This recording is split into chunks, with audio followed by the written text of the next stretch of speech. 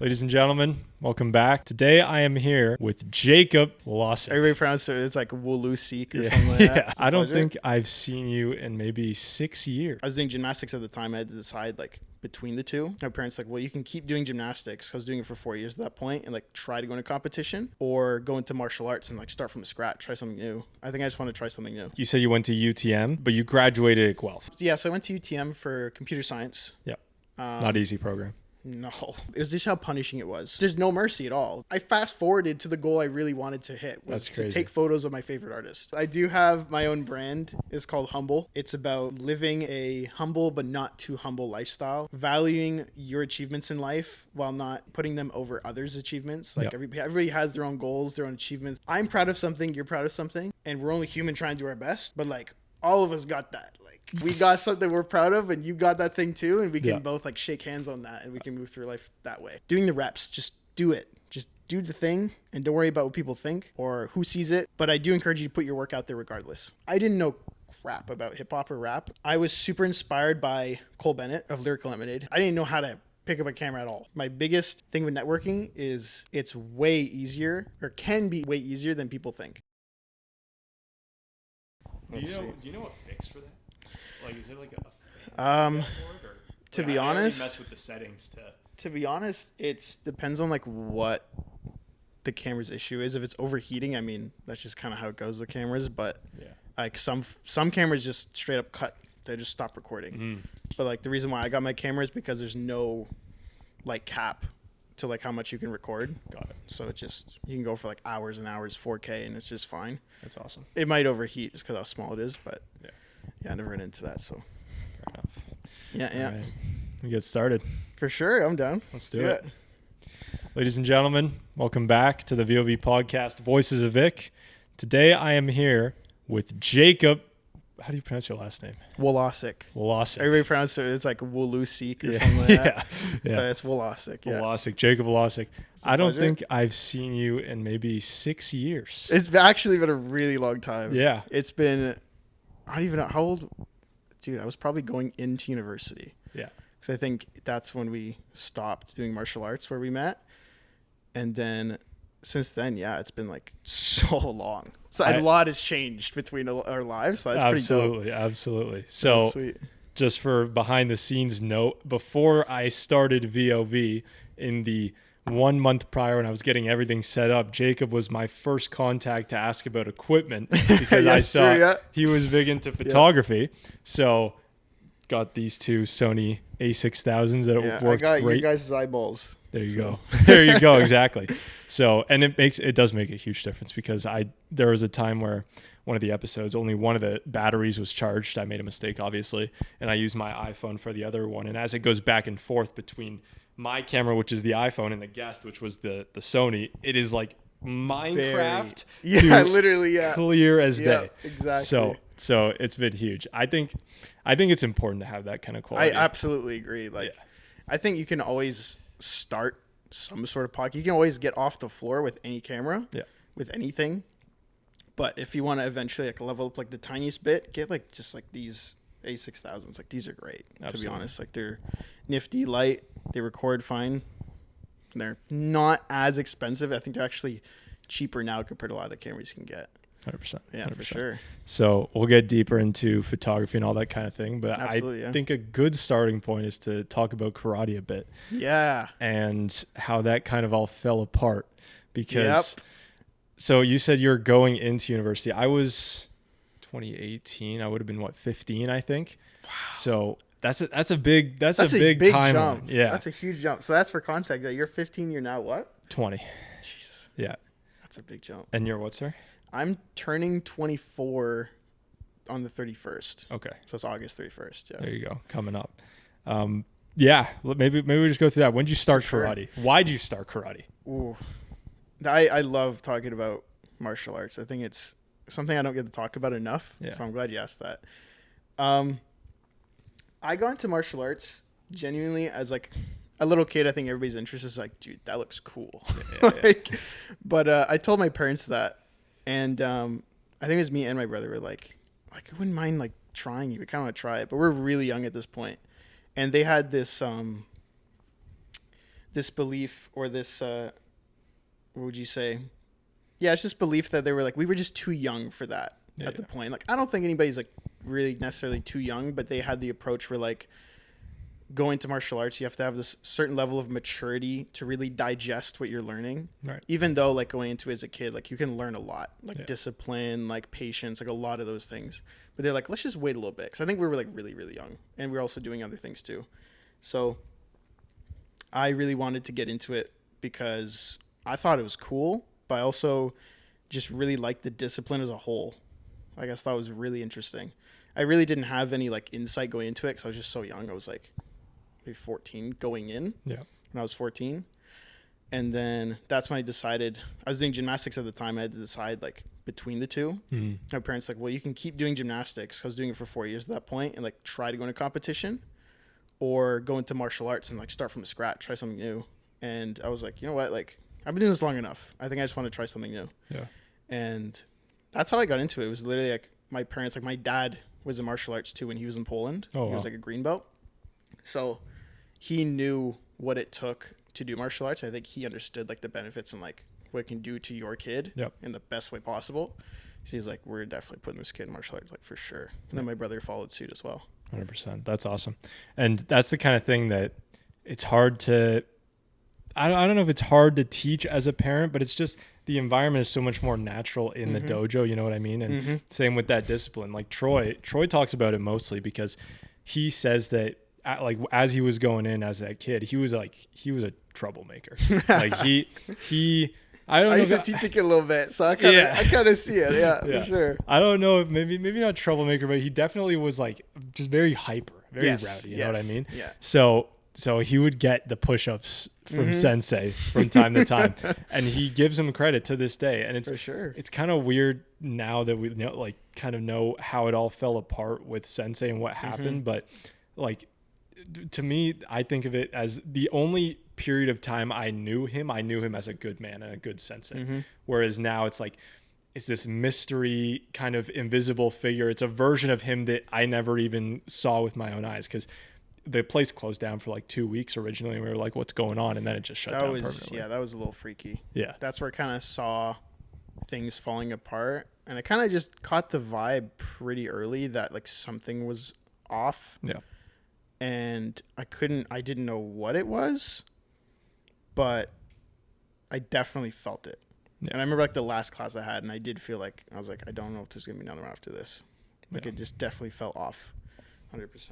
What was the talk like? Did you talk about it with your family, your brother, or anything? Like, were you guys like, what's going on? We were just as confused. Yeah. We had like no idea what was going on. Yeah. To be honest. Like we were literally, like we were like, okay, we're getting our class. And it was like, is there class? We show up and then there's a sign on the door. And we're like what? Like how was like why is there a sign? Like what's going on? And then we find out like later it's like it's not coming back. Yeah. But yeah. That was tough. It was for context, I guess, to fill. There's a lot of context. Yeah. I'm just kind of like dancing with the elephant in the room, but we won't tease it. We'll just talk about it for sure. Yeah. It's been long enough too. It was a sexual assault. Was it a claim? I think it was an accusation, but it was from years prior to the place shutting down. So it was kind of in that Me Too era. I think there was actually two accusations that came out. And I don't even know what ended up happening, whether he got actually charged with it. I don't know if... To be honest, I haven't really kept up with it. Yeah, no, me neither. I think once it kind of went away, I kind of accepted it was gone, and then I really don't know where it went. Yeah. To be honest. I think I just kind of... I think just the fact that there was the accusations, and just the fact that Sensei clearly looked distraught in those final classes. Yes. We could kind of get the sense that it's like, even if this does turn out good for him in the courts, he's not going to be able to sustain his business. Absolutely. People are pulling their kids out, definitely. Yeah, I think for me, it was just because when you do martial arts for extended period of time, it becomes such a big part of your life. Like, I mean, you could say that with a lot of other things like sports or, football, soccer, whatever. But when it came to like martial arts, that really became like your craft. Yeah. Like, it became a craft you want to get good at. And you also became aware of what he was teaching you as you were doing it. Like all the soft skills, the discipline, just being patient, like all those things. And all of a sudden it's just kind of cut out of your life, and it kind of leaves you feeling like lost in a way, because like that was like the thing that kept me grounded. Yeah. Like especially for me, especially in university when I was first going into it, it was very grounding for me to go to class. Yeah. And it kind of like disappeared. And I was just like, well, now that it's gone, I mean, like not that I lost everything, because I held so much value from doing it. Like they just stuck around. I learned so many lessons, and the biggest thing I got was like my confidence, I think, from doing martial arts. Like some people I think look at martial arts and like, well, you learn how to beat people up. I'm like, okay, yeah. But I think on surface level, yeah, that is like definitely surface level. But people, I don't think people understand until you do it.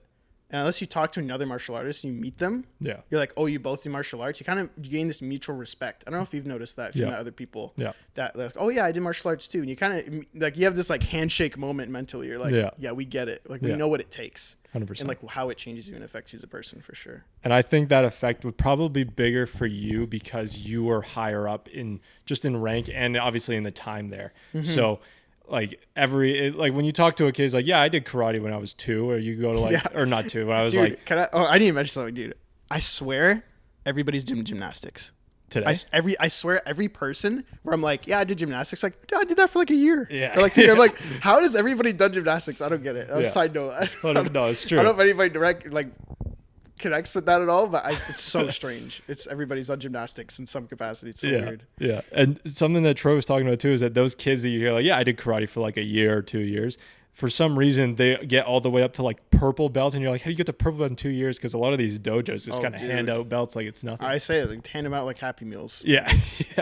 Like if you have a membership, you're gonna get a black belt. Yeah, which is really sad to say. How is that even? Are there laws around that or something? That's what I mean. Like with our dojo, it was so rigorous. So rigorous. Like you had to put in the effort. You had to learn. You put in study time outside of class. Yep. Like especially when we were doing like terminology, you had to learn all the techniques in Japanese. Yep. That was huge. We had like sheets, like study sheets and everything. I practiced with my brother sometimes before grading. Like it was rigorous. And now it's like, I mean, now even then it was just like, okay, is that a concrete block you're breaking? But I don't, it's like, okay, like what really is going on? But yeah, exactly. Yeah, it's tough. It's a tough atmosphere for sure in terms of like business and martial arts and stuff. It's interesting. It is. Yeah. It's kind of, it's suspicious. A rabbit hole, I would say. It's what, sir? It's a rabbit hole. Yeah. I would say. Yeah. I don't even know how deep it goes, but I can imagine just from what I've seen for sure. I'd say minimum 10 years before you get your black belt. Yes. I think. At least. Yep. Because I got up to green advance, which is like halfway. Not halfway in terms of time, but halfway in terms of belt. Because from white to green or from white to purple is way faster than from purple to black. You know what I mean? Mm-hmm. So if I was able to get to halfway through the belts in 4 or 5 years, then the next half would take at least 5, 6, 7 years. So 10 plus should be the minimum. And then you go to these tournaments and there's like child black belts. And my brother would everybody's a child prodigy, bro. Exactly. Exactly. All from the one dojo. Of course. Yeah. Okay. Interesting. 100%. Yeah. Right. It's like I can manage a bow better than he can. Interesting. Like, yeah. Weird. Yeah. Like, I mean, like, you remember Marcus? Yep. Like he trained with us. He was in that dojo for like way before, I think like a couple of years before I joined. And then he actually stuck with it after everything. He ended up going to the other dojo and he kept learning and he actually just hit his black belt.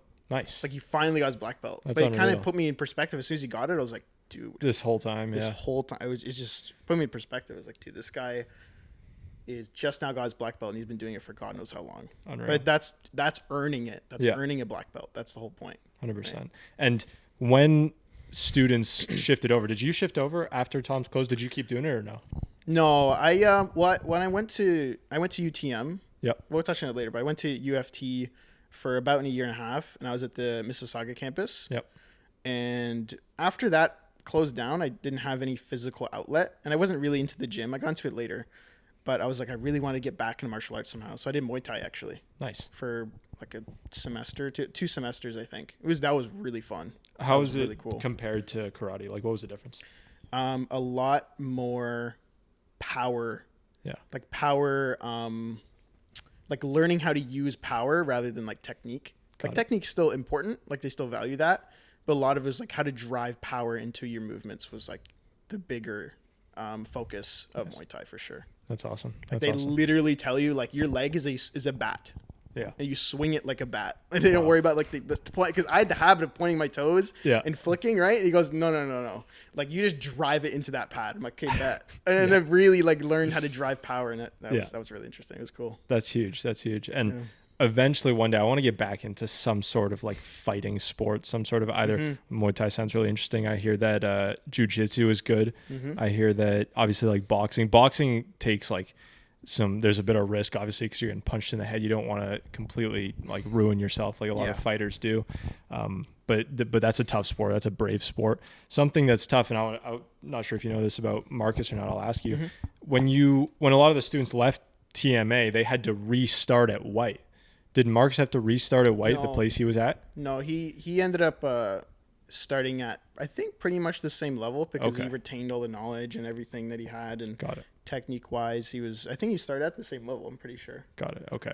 Yeah. But I can't say for like the students that went to other dojos, I'm not sure. Yeah. I guess it depends on the place if they're willing to kind of transfer that over. Yeah, but for sure. I do know that there was one nearby that was like, sorry. Especially because our system was so like mixed. It wasn't just like traditional karate. We had like such a blend of just like a bunch of different influences. So I think it also kind of makes it hard to like empirically, like how do you measure like 100% on the belt levels, and especially when it comes to different arts, it's like how do you transfer that across, right? 100%. And I remember at the end, near like the last 6 months before the whole fiasco happened, Tom's was he was kind of converting over to a lot more sport classes than necessarily traditional like kata kind of thing, which it was actually depends on like kind of your outlook on it. For me personally, I like the traditional stuff more. My brother enjoyed like the sports stuff, and I want to ask for you, because you coming in with gymnastics, I feel like that was a huge benefit with the sport things and going into tournaments, especially if you want to do certain performances. Absolutely. Yeah. I think like gymnastics definitely helped me learn how to just control my body a lot more. And going into martial arts, it just felt like a branch off of what I was already doing. Yeah. It really did feel very natural, like transition. It did help a lot, especially like the sports stuff where you're doing like literally doing flips. Yeah. Like I remember Marcus was like, I asked him, I was like, how did you guys know? Like because they kind of picked me up because I had like this group of like 3 who took me in to do like flips, and we went to go do like tricking and parkour.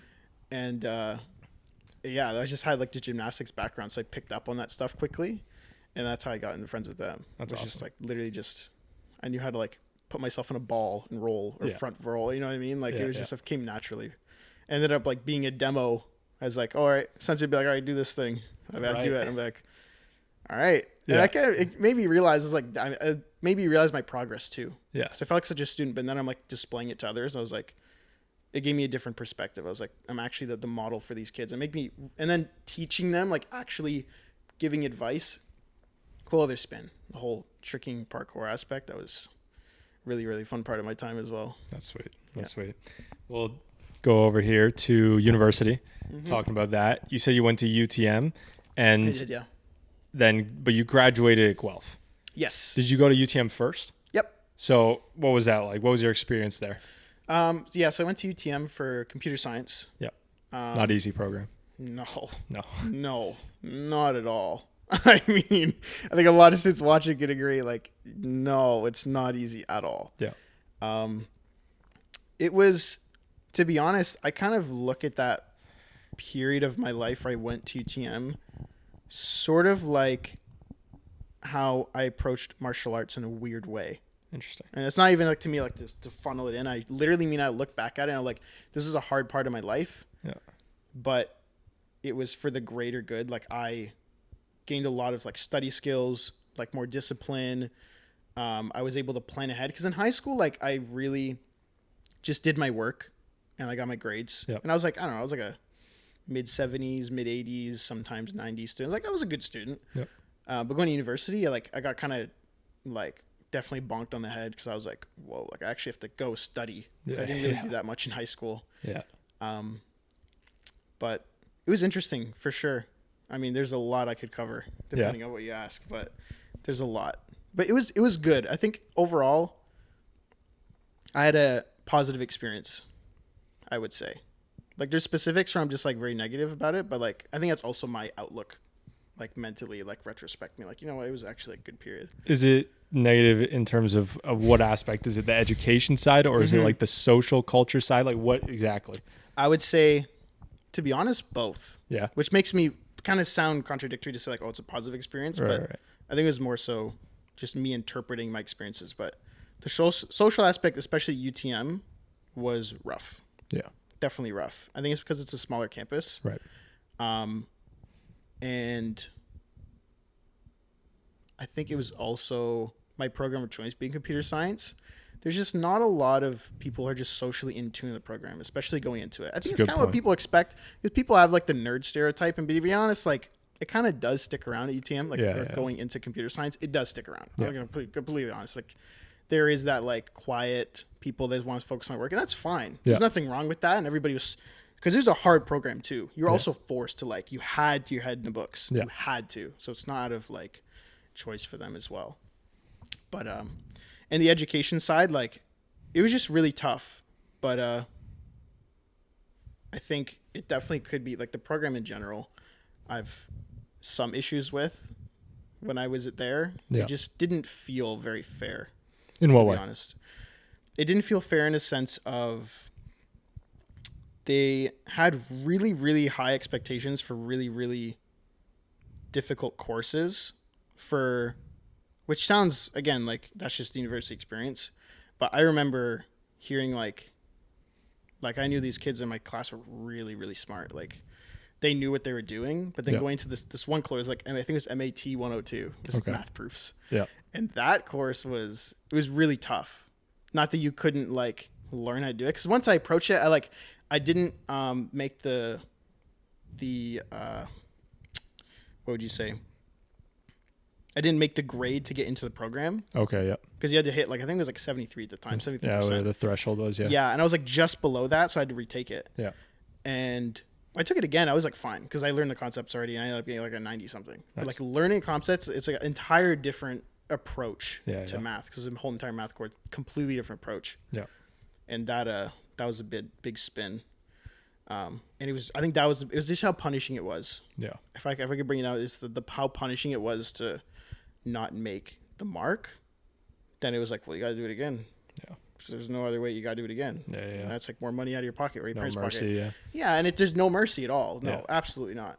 Which, depends how you look at it. Some people are just like, that's how it is. To me, that was my big thing, was I didn't think that putting up with the difficulty of the program was worth it for me. Yeah. And I think I could find my purpose or my happiness elsewhere. Right. Where like I had a friend in the program that stuck through it all the way. Yeah, like he stuck with it all the way. He was like just as struggling as I was, but he continued right through it, and he ended up liking it. Yeah. I have to connect with him again because I'm not sure like where he ended up with that, but I know he graduated, and he was fine. He managed just fine. He put up through the thick and thin, and he was just fine. Yeah. It was computer science. Really hard program. I'm also just not putting it lightly because it's just hard. There's no like sugarcoating it at all. Absolutely. Sure. What did you have some sort of, I guess, career outlook of when you were going from high school to university, going into UTM for CS? Was it like, I want to be this job, so I need to do this program? So like eventually once you decided to shift away from CS, was it like a big sacrifice, or were you just like, I didn't really care in the first place about what I was doing at this point, so yeah, I'll do something else. Going from high school to university, I had like a good idea of what I liked, and what I didn't really have a good idea of what I didn't like. Right. I think that was it.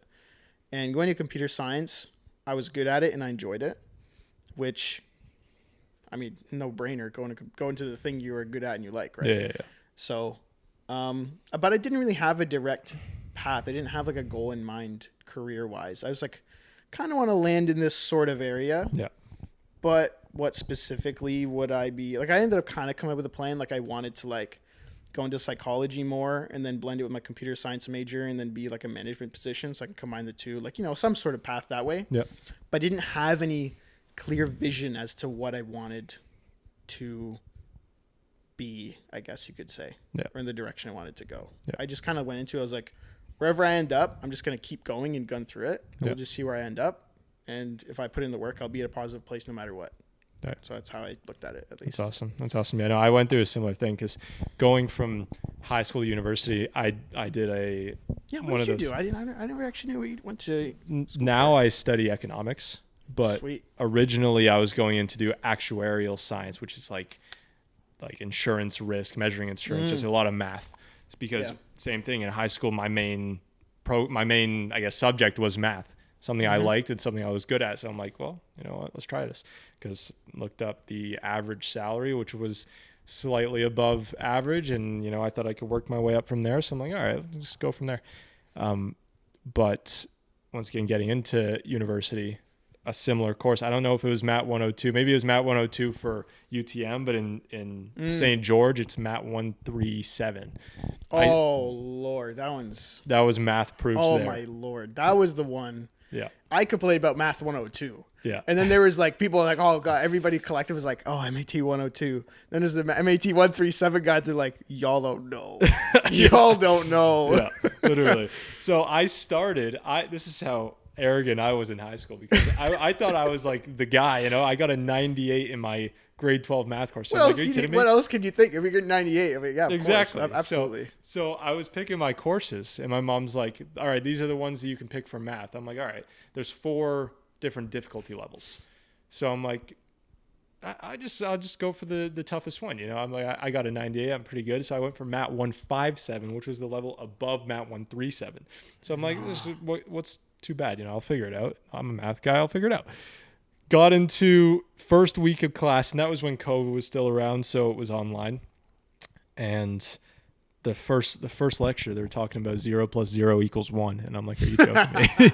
I'm like, I don't know what I signed up for. So, holy cow! So I was like, "All right, professor, listen." I asked the question. I'm like, "Can you please kind of explain where I went wrong here? Because this is something that goes against my last 18 years of education." He was a German guy. Thick accent, didn't even understand the explanation. So I'm like, all right, dropped down to Math 137, took the midterm for that, bombed the midterm for that, dropped down to finally Math 135 and Math 136. So I had to shift career paths in that sense. But the reason I asked you, like, were you deeply like connected to some passionate path was because for me, I didn't care too much. Like the reason I got actuary for my career choice was I literally did one of those like Q&As, you know, where they give you in high school, they ask you like, what are your interests? What kind of job do you want to have? What's your lifestyle that you want to experience? Like it was like 50 questions and then they spit out like, here are the best career paths for you. And actuary was number 1. So I'm like, all right, I'm going to let some program decide, like some computer software decide what I'm going to do for the rest of my life. So I dropped out of that. I wasn't too worried about it. Now I'm doing economics and the path from there, I've realized that I don't really care as much what I do. It's more, how am I doing it? So in this context, I love you're doing it. Why? Yeah. Good point. That's too. The big one is purpose. Purpose. Absolutely. That's the word. Yeah. Absolutely. Yeah.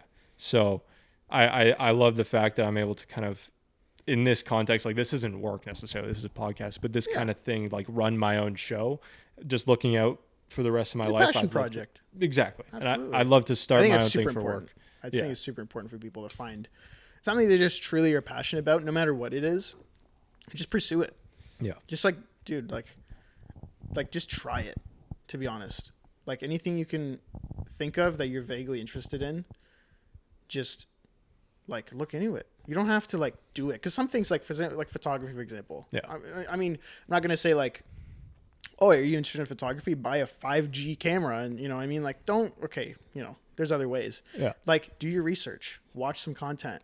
We live in a world where like the internet exists and you can literally be like learning how to use a camera or like learning how to paint or like how to do this, like whatever. And that's literally all I did. That's how I picked up a camera, was this YouTube University. That's awesome. That's what I call it. I call it YouTube University. Because if you know how to use the internet, you can learn anything. Yeah. Like learn anything you want knowledge-wise. Yeah. But until you do it, that's when like you learn. The real learning happens. But and if you like do your research and like it kind of gets you excited. Yeah. Like I want to try that. Like it kind of seems interesting. Yeah. It's like just do it. Like and there's maybe some roadblocks, like for a camera. It's like an expensive camera, but it doesn't have to be expensive camera. You can pick up any camera and make use of it. Or like, to be honest, that's like the one that comes to my head because that's the one with like the biggest roadblock, like is the monetary, like the investment side for sure. Yeah. That's fair. And what's kind of been motivating for me with this kind of thing, like with podcasts or with anything really, is it's so hard to do, but whenever you reach a roadblock, kind of seeing it as, not to get like motivational here, but reaching a roadblock, kind of seeing it as a reason that other people might quit and the reason that other people might not be able to do it or might not be able to achieve the heights that you're aiming to achieve. And every single roadblock that happens, whether it's once again getting set up with this, what camera should I use? Like it could be overwhelming. How do I get my podcast on a hosting platform? What's an RSS? How do I set all this stuff up? And eventually, once again, you just force yourself through it because, through the tunnel, at the end of the pathway, it's like, all right, now it's easy. Now I just need to turn the light on, press record, and have a nice conversation with my boy Jacob here. Yeah, you know what I mean? So once you get through the start is very difficult. It's always the most difficult part. 100%. And that's where most people will stop. Exactly. The start. Where, to be honest, like, it's kind of a tough, I said that, it's kind of tough because that's where, actually, you know what? I take that back. I had like a recursive thought. Yeah. If you start something and you don't like it, keep trying it for a little bit. That's what I find. I think I heard the rule is like the 21-day rule or something like that.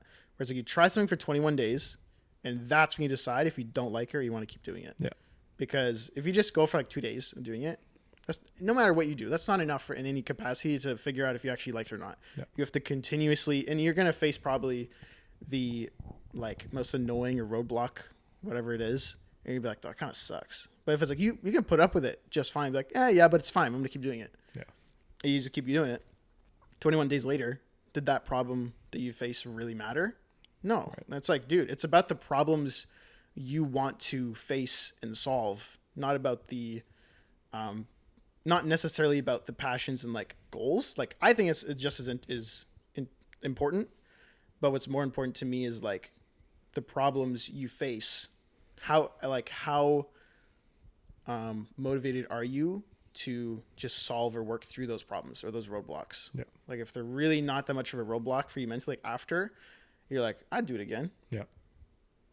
100%. Buddy, you just found gold 100%. In your life. 100%. I absolutely, it's from the book. I don't know if you cuss anymore. It's in the title. Yeah. But it's in the Subtle Art of Not Giving a Fuck by Mark Manson. Yeah. Love that book. Really, really good. I still haven't finished that because I had reread the first half because the first half got me hooked. Yeah. I had to reread it just to get it in my brain. I was like, this is awesome. Yeah. I love it. And that was exactly what he said. That's sweet. You're the second guest to give praise to that book on this podcast. Love it. Yeah. I love it. It's so good. And it hooks you. It's good marketing too. I got to read it. They put a cuss word on the front. And you're like, what the hell? Yeah. Like, that's cool.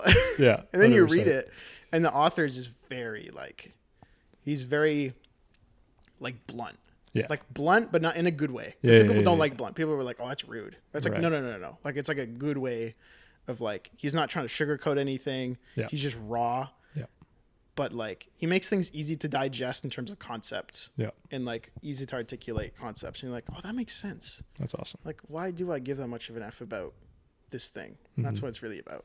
That's awesome. That's cool. I'm going to have to pick that one up. That's awesome. But once very soon we'll talk about your photography. And I'm sure there's a bunch of roadblocks in there that you had to overcome looking back at them and be like, that was actually, good thing I didn't give up there because that wasn't that tough. Yes. Maybe it seemed tough back then, but I got through it and it's okay. But yeah, so just to stay on this university thing, what motivated you to make the switch from U of T to Guelph? Whenever you were looking at CS, it's like, why didn't you study psychology at U of T still? Why'd you want to move? Well, it was funny because actually what it turned out to be was me landing in psychology ended up being a bit of a fluke. Yeah. But like, it was kind of the funny way how things landed because I actually wanted to go to Guelph for software engineering. Okay. And that's why I transitioned was like maybe not the science part because it was almost like too theoretical for me. The general principle was like computer science for me was too theoretical. I wanted to really get my hands and like work with people. Yeah. Like there was one course that I took and I was like, I love this course. This is sick. At Guelph or U of T? At U of T, actually. At U of T. I think it was software design. I think it was like 207, I think. Okay. CSE 207. I was like, this is great. I love working with other people and making something cool.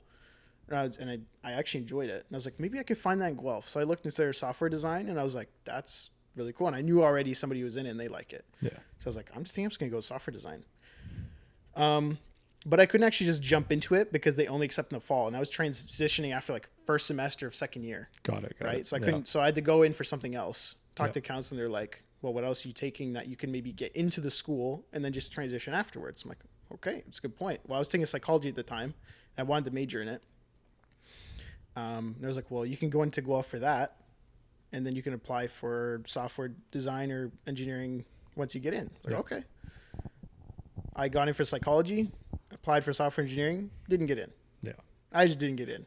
And to be honest, I was already so deep into this is like COVID 2020. Right. So 2020, I'm doing psychology, and then COVID's around, and I didn't get into software engineering. I'm like, things are falling apart. Right. But at the end of the day, it was like I found something new that I really liked. It was psychology. Yeah. I think some people look at psychology and they're like, oh, like it ended up being a BA, right? It's a Bachelor of Arts. Yeah. And it's like, to be honest, I don't really care. Yeah. Like I don't care. Like if people say like it's not like a STEM program or something, it's like, to me, I don't really care. Yeah. Like it was really, really fun for me to learn. I was taking this course and I was like social psychology, and then I go to personality course and I'm like learning not only things about other people but me. Yeah. And it made me a lot more like, I think approachable as a person, but more understanding as a human being and myself and others. And I was like, that's the value I got out of it. Like, yeah, I don't care about the freaking like the degree. Whatever bachelor degree, whatever. I ended up getting to marketing later. Yeah. And then that combines with my photography stuff later, marketing, psychology, and camera stuff. But yeah, that's how I got into psychology. It was literally a fluke. I ended up loving it. That's huge. I ended up really, really liking it. Yeah. That's huge. That's huge.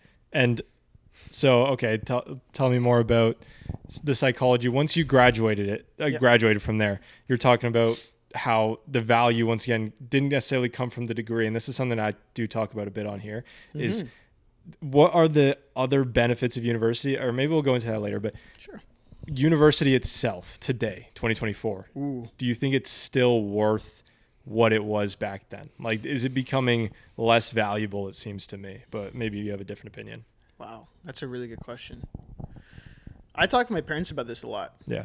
We talk to my parents about this a lot. I'm lucky enough to have parents that will like actually have conversations about these kind of things. With like me and my brother will sit at the dinner table after done eating and sit here for like 2 hours talking about this kind of stuff, right? Yeah. But I still think it's very valuable to get an education. Yeah. It doesn't have to be honest, like the default route is university. Everybody goes university. Shoot high. I always shoot high. Even if you're like really not feeling university, I think just shoot high.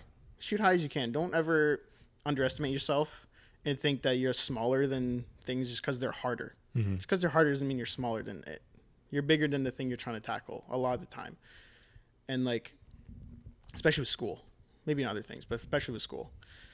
And so for me, I think the soft skills you learn out of university is the biggest value. Yeah. It's the habits you learn. We come back to discipline. Yeah. The martial arts, like discipline, 100% discipline. And just like, what does it mean to create a routine? Yeah. Or like do ABC and I have to do D, F, G in 2 days. Yeah. Well, how the heck am I supposed to do that? Where it's like, well, how do you figure out that process? And that's like it's almost like problem solving in life. Yeah. Like it throws the stuff at you that you have to get done. And that stuff, depending on whatever course you're taking or whatever program it is, offers you value of some sort. And if you can see that value, it makes it easier. Mm-hmm. But at the end of the day, it's can I get this stuff done? And how do I approach this problem that is thrown at me? Yeah. And that's how I see it. 100%. Is like problem solving. And you apply it to life all the time.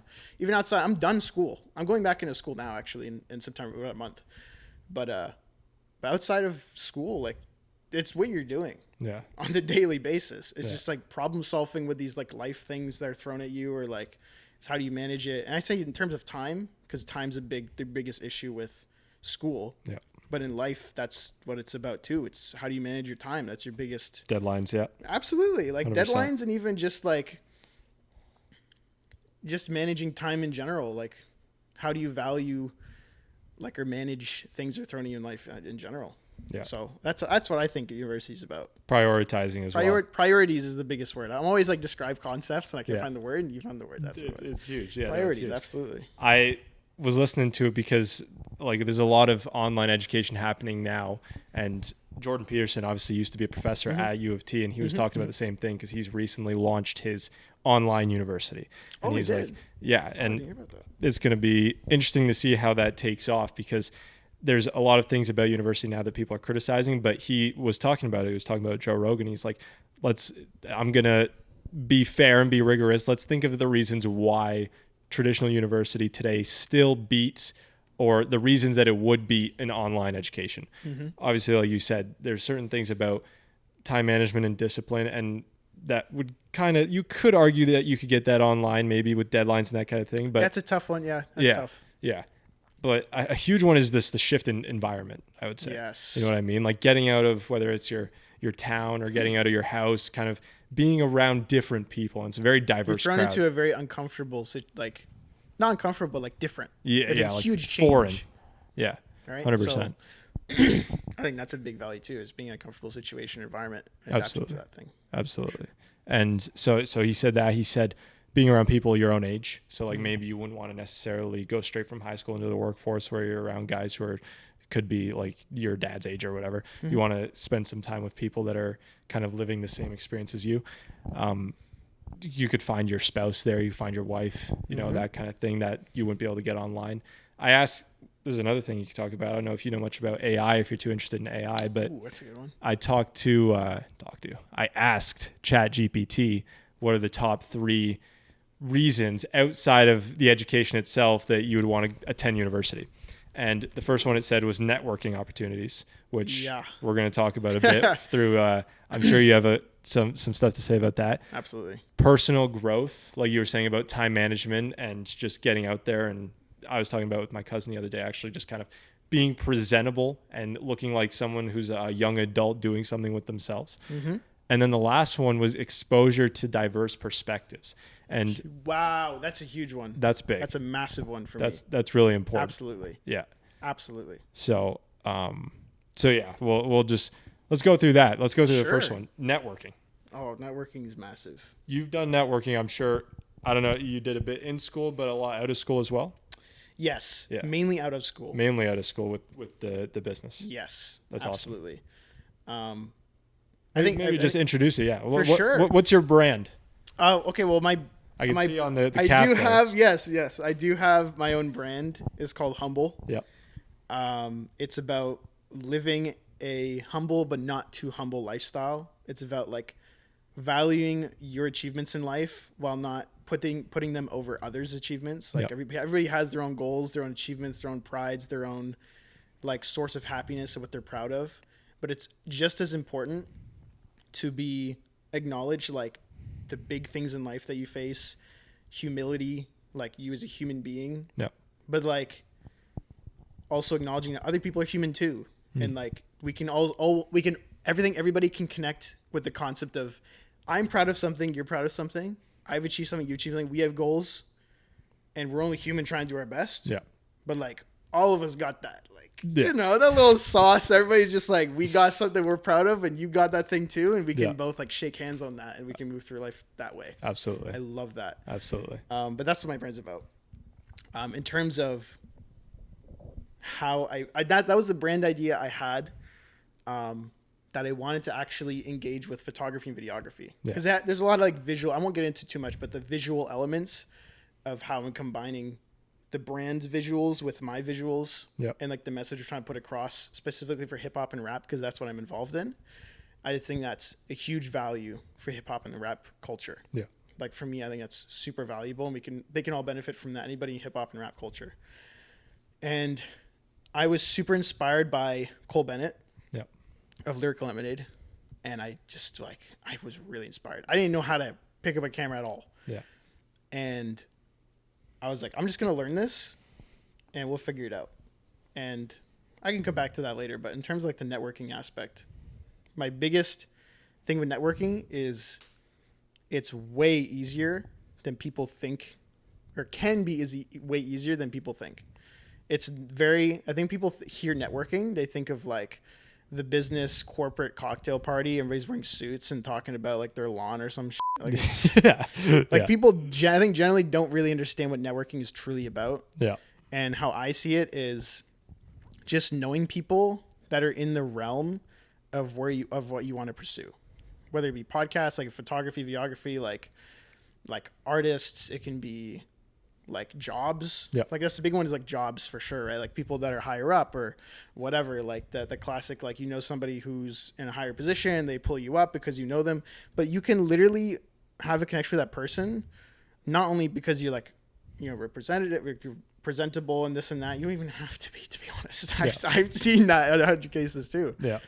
But just like, cause you both like this artist, yeah, or like this, you both like read this book, yeah, or that poster on the wall behind you, that in the interview, they're like, that's interesting. Like, you read that too? Or you know this guy? Like, why is he on your wall? Yeah. Well, why he's on my wall. And then you're both like, but you're both in such different positions, but connecting this one thing, and next thing you want to know, he wants to work with you or wants to help you out. That's what networking is about.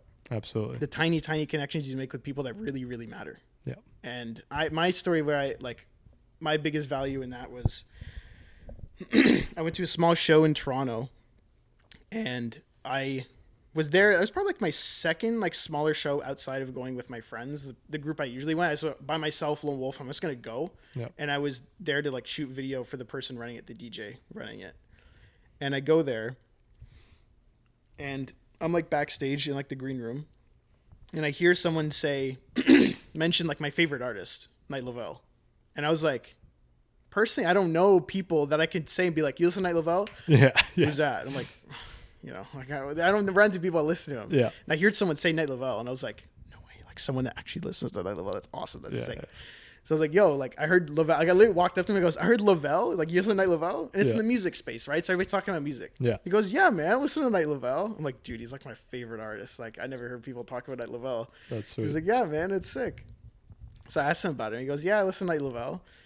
I'm actually opening up for his show. Like the guy I was talking to was an opening act for Night Lavelle next Wednesday. Yeah. And I was like, dude, that's so dope. Yeah. Like, congratulations. That's awesome. Shout out. His name's Two Time. Nice. 2 Tiime. I'm pretty sure. There you go. That's number 2. He's an artist. And he was like, yeah, man, do you want to come like shoot for me? Yeah. For the show? I'm like, what do you mean? He goes like, I could take you backstage if you want. And you can shoot my show and you can shoot his show. I'm like, that's sick. No way, dude. Really? He goes, yeah, man, like come through. So the next Wednesday, through the blistering snow, I drove to London, Ontario. And I ended up being backstage with like one of my favorite artists. Like I didn't end up like meeting him or anything. Like I wasn't like, it wasn't one of those moments where I was going to like meet him yet. Like to me, I really, really want to meet him. But I was just like in this space of like something that I like really loved. Like I was backstage with like my favorite artist, and I ended up taking photos of him, and it really kickstarted my motivation to keep doing more concert stuff specifically. Yeah. And because me and this guy like both listened to this artist. That's huge. That was it. That's it wasn't huge. like, you know, it was some like crazy movie. Yeah. You know, like I did this ABC, and I did this perfectly 100%, and I earned it. I was like, dude, I literally just asked him. I was like, yo, you listen to him too? Yeah. And I'm being like, I fast forwarded to the goal I really wanted to hit, was to take photos of my favorite artist. That's crazy. And I fast forwarded that within like months of me really starting to pursue more photography stuff. Yeah. And that's where it got to me, where I was like, networking is a lot easier than people think it is, or at least can be. Because there's also like different, like, what would you say, like fields. Or like, for example, like in chemistry or like science is like a little different, but that's where university comes in. Right. It's like, okay, networking with professors. Like, the professor actually likes you. You're pretty cool. Or like you both share an interest, or maybe a friend in your class that has other connections. You know, like there's so many connections you meet through just one person. Yeah. And that person's friend, or, I can put you on this person. And the next thing you know, like you're in a situation you never thought you'd be in, just because you know it's one dude off this one little thing. It's a lot. There's a lot of ways you can grow and network in very easy ways. In that case, from point A to point B, from not, I guess you could go from when you started doing photography, but let's just say when you were at that concert, what do you think was the number one key, like the most important thing that got you that opportunity that got you at your favorite artist concerts to take photography? Was it your resume? Was it just the balls to go be like, yo, what's up, man? Like to talk to him and say, I know that guy too. Was it you being kind, polite, like likable guy? Like what factor would you say for people listening? Like if they're trying to get like the bang for the buck on networking is the most important? I would definitely say the ability to listen to others. Yeah. Because to be honest, I find anybody can talk at somebody and say like, oh, they do this and that, they have this resume and they've done this, or they're planning to do that. But it's like the other person that you're trying to network with or connect with hasn't even gotten the word out. Yeah. The value is in listening to people, because a lot of people are looking for that outlet of expressing themselves or just talking about themselves. At the end of the day, it's like, it's about you, and not about you. You is like him. Like you as a person, like him. His only value is like himself or herself. And so if you can listen to them, either talk about themselves, what they're interested are, just listen to people, that's the biggest value, I think. And there's the other skills, like learning how to like present yourself well, to talk, there's definitely like the benefits of being an extrovert. We can just like walk up to people. Yeah. But to be honest, like introverts can absolutely do it too. Yeah. Like the ability to just listen to somebody, you have to open your mouth. 100%. You know, you listen, you nod, and you make eye contact, and you listen, you ask questions, deep questions, good questions. And all of a sudden they like you because you actually listen to them, not like a lot of other people. And that in itself can get you so far. Yeah. Like so far. 100%. Like, in relationships, jobs, careers, everything. Yeah. Anything you're trying to pursue. Just listen to people 100%. Absolutely. Absolutely. Like, you'll see. Like, if you're like, sometimes you be realized this guy's talking, but I haven't said much. Yeah. Next thing you know, he's like, yeah, you want to do this thing with me? I'm like, I haven't even told you much about myself. He's like, but he likes you. Like, or she likes you, or wants to continue like doing whatever it is with you, or like just like you met him for the first time, like, oh, let's meet up and do this thing again. Yeah. Let's do whatever, because you actually listen. Absolutely. And I think that's a huge value in that. This sounds like the psychology student in you coming out, because my armchair, like, yeah. I mean, I don't like I think I've been like, I've catch myself do that kind of armchair thing where I hyperanalyze people sometimes, and that gets in the way. But like, I've definitely fallen off with that, and it's more of like analyzing it's constructive. The true. Sorry. It's constructive. Yes, exactly. Like, I think it's less. I think people look at like psychology and kind of think it's like a destructive kind of like hyper analyzing, like this, like, I'm going to figure out so I can destroy you. It's like, dude, I just want to connect with you better. 100%. That's how I saw psychology. It was like, absolutely. I want to know how to connect with you because I want to know what you need or want. Absolutely. I want to give that to you psychologically. It's like, I could give you like a stack of cash right here. Yeah. Yeah. But like, if the person just is like, well, like, cool, man, thanks. But if you have a conversation with them and listen to them, like, talk, that's the biggest more value they could even ever get from any 100%, money. 100%. You can't pay someone to listen to you or to like you, or to like you, really. Like, so that's what I would say, is listen to others. It's huge, and it's psychologically, it's approximating friendship, because the person, when they're talking to you, you now know a lot about this artist, and that guy might think, okay, this guy knows something about me. Why does he know so much about me? He must be kind of my friend. You know what I mean? Yeah. So you just kind of absolutely that aspect approximate too. That. And those things you just kind of have to, like those little things, like in psychology specifically, like you could take note of and like understand and just kind of put away though. Yeah. But just the understanding of how important it can be, period. Like those little things definitely add up. 100%. Like, for sure. But no, I do know the stereotypical student you're talking about who like is in the psychology class and gets out and has her notepad and is Holy Christ. Like whatever, blue hair is like, okay, listening. It looks like you're a sociopath. And I'm like, not a sociopath. No. You just did 2 lectures. All right, chill. Yeah, that was me for like a couple months too, to be honest. Like I was like, dude, I know I'm Sherlock Holmes now, yo. Yeah. Like it's not like that. 100%. Another one I want to add is like, I don't know if it's more of like a personal, would you say, like quirk, or just like, you know, thing that I have personally, is like I have a genuine interest in people in general. Yeah. So that really helps a lot. Would you consider yourself an extrovert? Absolutely. Yeah. Absolutely. I definitely do consider myself an extrovert, where I think everybody, there's no one's ever like 100% extrovert, 100% introvert. Everybody has that. It's like a more of a spectrum thing. Yeah. Where like there could be someone right in the smack middle. And it's just like, yeah, I like to go out and party and talk to people, but like, sometimes like, I just want to stay home and like read my book or just go play games or, whatever it is, right? There's nothing wrong being an introvert. I think introverts actually have a lot of value being an introvert. Yeah. To be honest. 100%. Yeah. Pros and cons for both. That's same thing for me in terms of networking, because I would consider myself more of an introvert, but, and I struggled with networking for a long time. I'm like, it just seems so unnatural. Like you said, the cocktail parties, going to the events, everyone's trying to leech off each other. I came up with all the excuses to not do it. Yeah.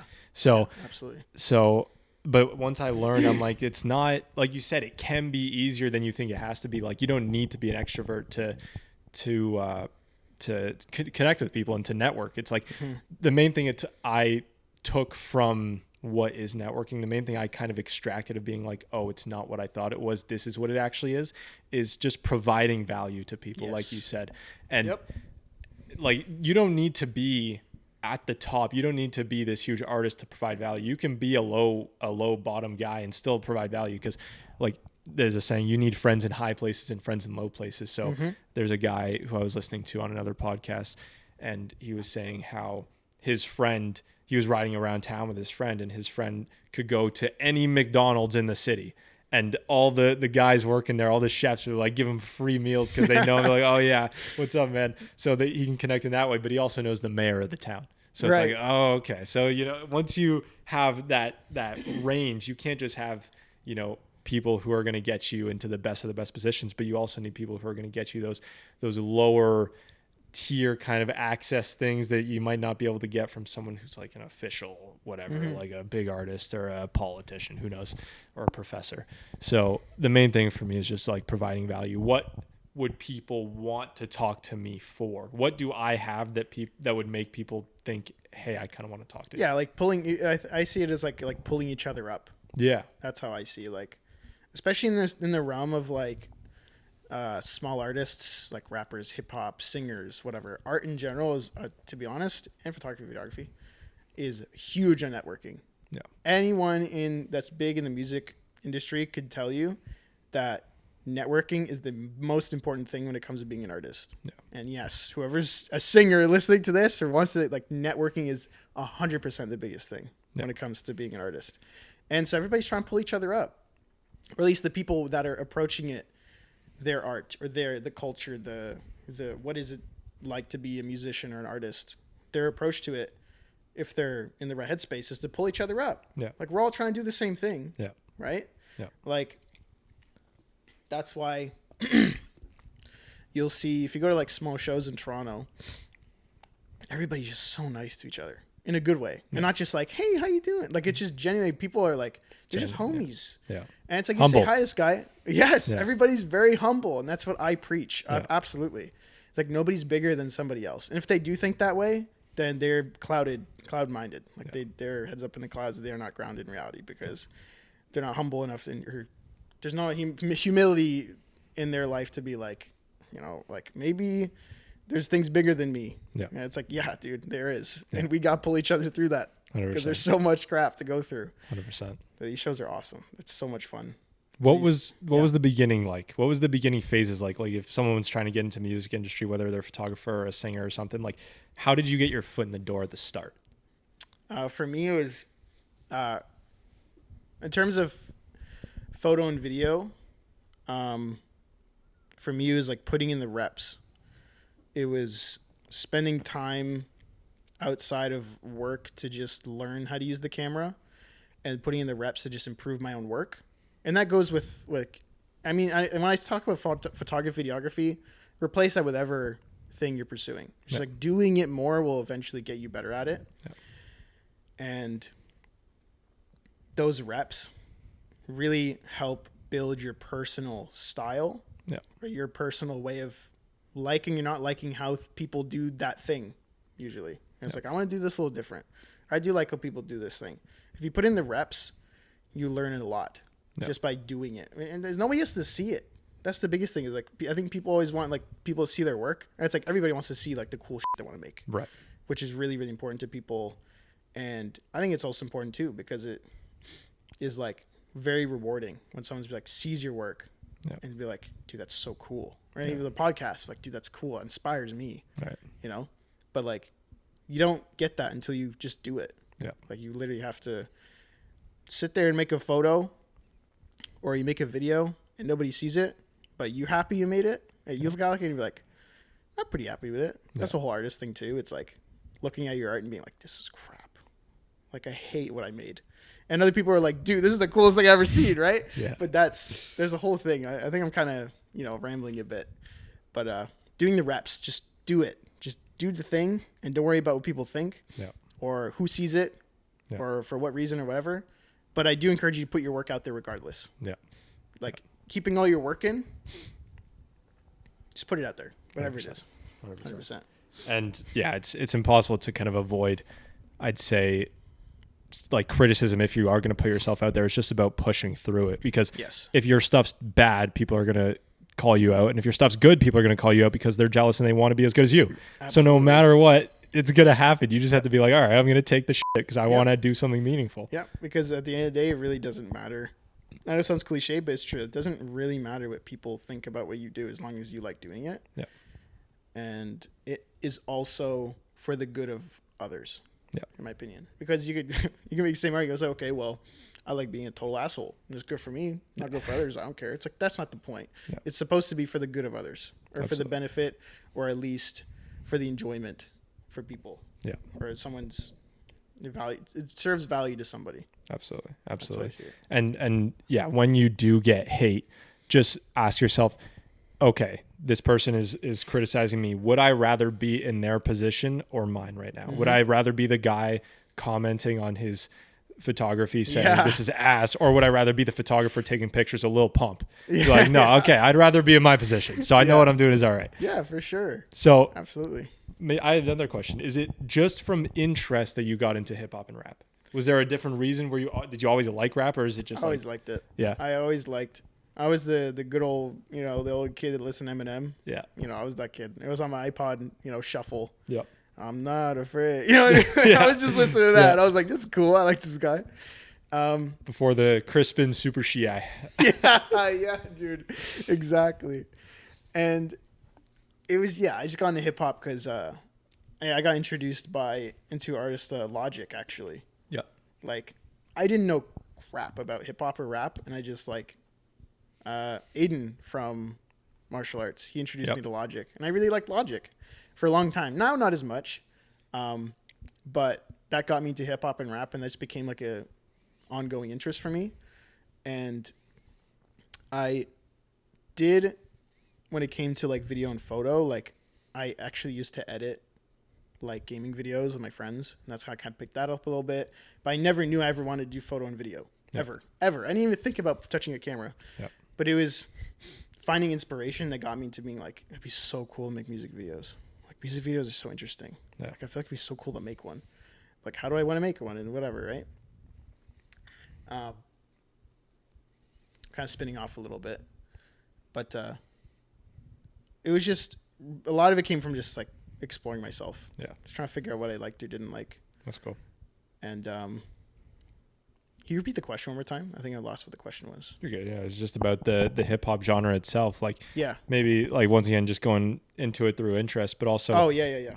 What I was thinking now, even to ask you about, is like, what have been the highs and lows? Like what are some of the biggest achievements you've had, and some of the biggest like wins, and maybe some low points if you're willing to share that.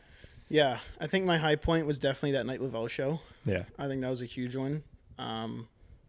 Another high point was I reached out to a festival right when they launched the Instagram page, and they had like Akon coming to the festival, and the page had like 200 followers, and I'm like, this is a gimme. I could just message them and ask. Yeah. And they're like, yeah, sure, man. I'm like, what? Like, that's sweet. And then I ended up like photographing Akon, Rick Ross, Ja Rule, Fat Joe, who else was there? A bunch of others, but that was a huge W for me. I was like, awesome. Keep getting to space. I was like, I just shot my shot and I got it here. That's awesome. Yeah. In terms of a low point, it would definitely be, to be honest, not even in the act of doing photo and video, but sort of in that realm. I would see I was be scrolling Instagram, and I'd follow photographers, videographers, especially in my area. And there'd be like a show that happened, like I don't know, like Ski Mask, Slump God, or whatever artist. I can't remember what it was, but they're really dope photographer, and they got into this show and got these photos, and I was like, oh, the FOMO, because I know I can get there, and I just wasn't there, and I'm like, oh, what if I was there? Like I could have gotten this, but I mean, that's a huge like vulnerability for me, where it's just like I'm always looking for like I'm a big. Being an opportunist can come to your own demise sometimes, where it's just like you're just burnt out because you want to do these things. But that was a low point for me, where I just wasn't really doing concert photo stuff, and I just wanted to do more video. But I saw people putting out concert photo stuff. I'm like, maybe I should be doing that because I'm good at it. And I'm like, oh, and I felt so crappy about myself because I felt like I was letting myself down. Or letting others down because now people see these cool photos I took, and they're like, when's the next one? And I'm like, I don't got crap lined up. I'm just trying to do something else now. Like, cause I got into photo because I wanted to do the video thing. Right. And it's not like anybody's telling me this. It's just like my own brain playing on it as well. Right. But it was sort of more that it was like this self kind of like image thing that was like kind of crumbling a little bit because I just wasn't doing the thing others are doing, but that's fine. Comparison is the ultimate, like, reaper of being happy. Right. So that's really what it was. I don't think I have any like low point while I was on the field doing that thing. Mainly comes from the self, I think. That's like fair. The low point when you're pursuing it. That's fair. Yeah, no, I had a similar FOMO incident, if you want to say that, this summer too, when U of T's front lawn like had a Palestine encampment for all these protesters, and it was getting really heated. They were there for like a couple of months, and finally there was a point where they got an eviction notice and said you have to be out by this time on this day or we're gonna send the police. And I knew that was happening. They still hadn't left. It was the day of. They had scheduled a protest to happen once they did leave because they were going to leave, but then they were going to protest after that. And I was just sitting literally at this table doing my work, and I'm like, maybe I should head down there and get this for the channel, because this is like this is like beyond VoV podcast. This is beyond just what I'm doing talking with guests. This is national news, international news, where you have these college encampments happening, and in the political world, people are looking into and be like, what's happening with this? And I was like, maybe I should go cover, like, it's become a bit of a journalist, become a news reporter for a day and see what's going to happen. But the day before, I had told my mom, I'm like, all right, VoV is not intended to rake in any sort of income. I'm going to focus on what's going to get me paid, because she's looking at it as you should, put more energy into your career than your passion project that you have going on here. And I'm like, 100%, that makes sense. So I decided, I'm not going to go down. I'm going to stay. I'm going to keep working on my work that's going to end up reaping me the greater rewards.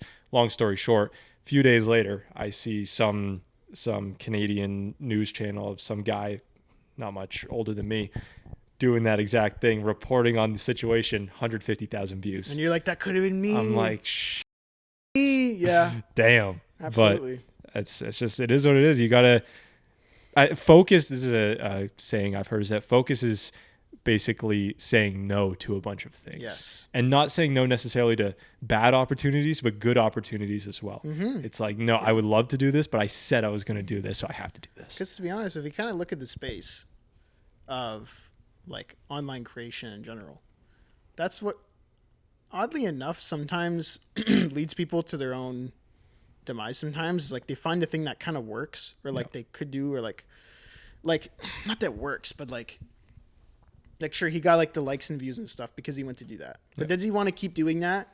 Right. Like, is it just the one time and then like, yay, like got these views, but did he turn them around to something else? Right. Versus you who like went on to do like the thing and kept doing it.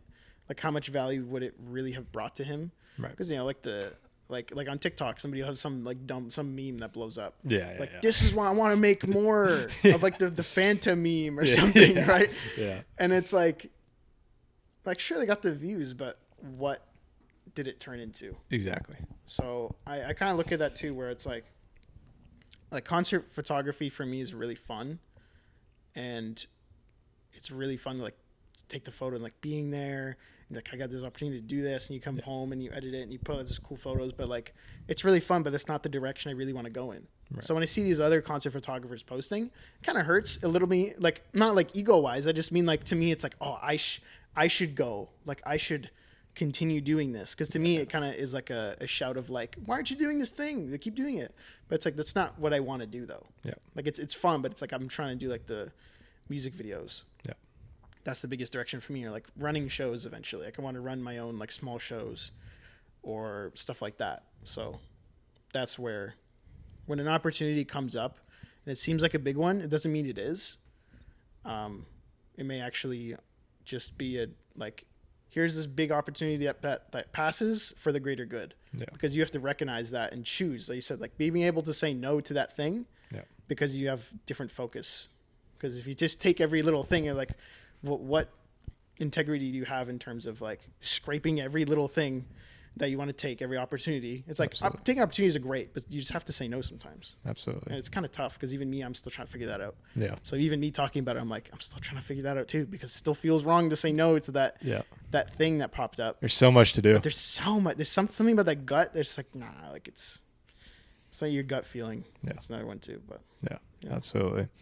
This has been a good episode. Has been a good conversation. We've been at it for an hour, 10 minutes. Jeez, I feel like I could be here for another hour. It's awesome. It's flown by. This has been good. Oh, it's sweet. Do you have any final thoughts you'd like to share with the people, with the audience? Try things, be good to people, and just focus on yourself, I guess. It sounds very cliche, but it's literally the things I've been doing like my whole life, and it's working. That's so awesome. Like that's what I'd say. And follow my Humble account. I want people to get on the brand. I'm trying to like get this. Like I have such big visions for it. Absolutely. And others people see it too. I'm planning on releasing like clothing. Nice. And I want to do more videos. I want to do shows. If you're in the hip hop community, or even if you just like the message of what I said earlier, follow it up. It's at HMBL_media. And then my Instagram is at Jacob_WOLOSIK. That's also my Instagram. Wolosik. There you go. Not Wolosik or whatever the heck people pronounce it. Yeah. We'll put it in the description, tag you and everything, of course. Obviously, pop it up on the screen. Thank you for having me as well. No I'm actually worries. really, really happy to be finally be on a podcast. I always wanted to be on one. Yeah. But like, I was just like, who's gonna ask me a podcast? And then you messaged me. I was like, this is dope. Like, That's it's sweet. awesome. I can't wait. It's gonna be fun. That's awesome. Yeah, thanks for having me on. It's sweet. Ladies and gentlemen, thank you for watching. That is Jacob Wolosik. We will see you next Sunday. Go check him out. Doing a lot of good work there. Later. And yeah, peace out. Peace out.